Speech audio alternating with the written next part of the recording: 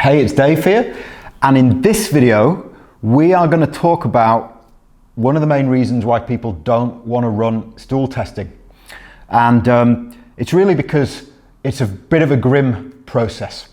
So in order to provide a stool sample, you've got to provide a stool sample, and it's not the most pleasant thing to do, and we all know that. But what we've got to do is measure the pain of running the stool sample and collecting that stool sample against the pain of the symptoms and the even greater pain of not getting rid of those symptoms if they get worse further down the line. So for me, if you have digestive symptoms, and particularly if they're not responding to changes in diet and lifestyle, then doing a stool test is a no-brainer. Now, I understand totally if you're in a part of the world where it's difficult to get hold of a really comprehensive stool test. I also understand if you generally don't have enough money to do so, but if you do, it's a no-brainer to get one of these done, in my opinion. We saw in the last video how it changed my life. And so I want to just start down here at the bottom of this little bullet point series and just say that, you know, one of the main benefits of running a stool test is that it helps you feel better in a shorter space of time, because you're able to figure out what the hell's going on in there, and then you're able to deal with that specifically instead of trying to play guessing games all the time and spending a whole bunch of money on supplements that may or may not work. And potentially you also get the added benefit of a longer life. But let me explain what that means, because it's quite a bold claim. You know, do a stool test with us and that's going to help you live longer. Let's just use my example.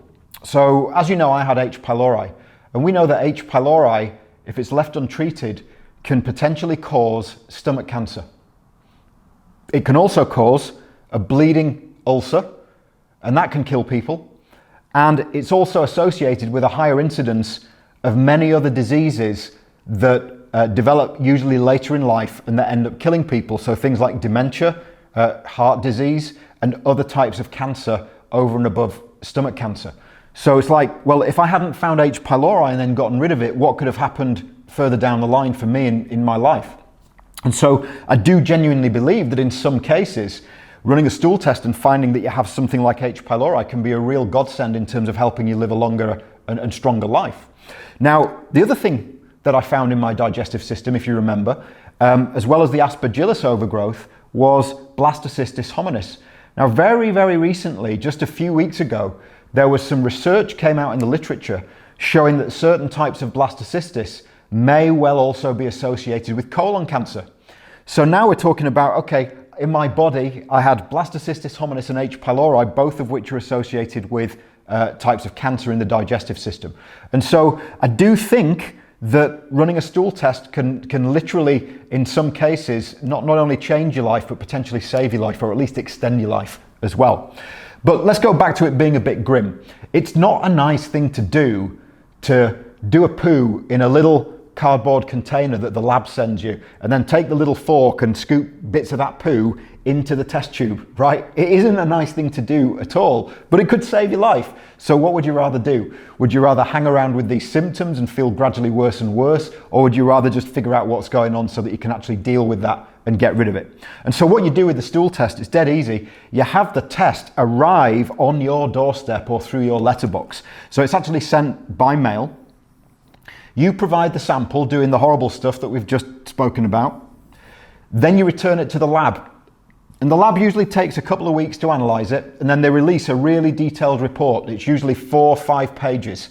It's got a lot of information on it, a hell of a lot of information, way more than anything you're going to get from the medical system, unless, of course, you have an integrative GP who also does functional medicine and this kind of work. Then you receive your results, as I say, in a couple of weeks' time. And then you take the relevant action steps. You need somebody to interpret the results and understand what they mean. Sometimes the results can be a little bit complex, and you need to take several different sets of action steps to address everything that's found in the test. And sometimes the tests actually direct you to maybe running another test to confirm things as well. So I strongly recommend you have somebody who can really help you and really dig in deep and understand what's actually going on when the results come back. And once you've taken those relevant action steps, hopefully you're going to feel a lot better like I did, and you're going to potentially live longer because you get rid of certain things that might actually be potentially life-threatening further down the line for you. And so, yes, it's very, very grim to run a stool test. You have to wash your hands afterwards. It's not something that you want to do on a regular basis, but just a final thought. We actually have customers who we worked with several years ago, and every year they contact us or they go to the lab directly and they run a stool test to make sure nothing's going on, even though they feel fine. So even though it's a grim process, some people actually volunteer to do it to stay well, never mind to get over current symptoms and problems that they already have. So it's really a mindset thing.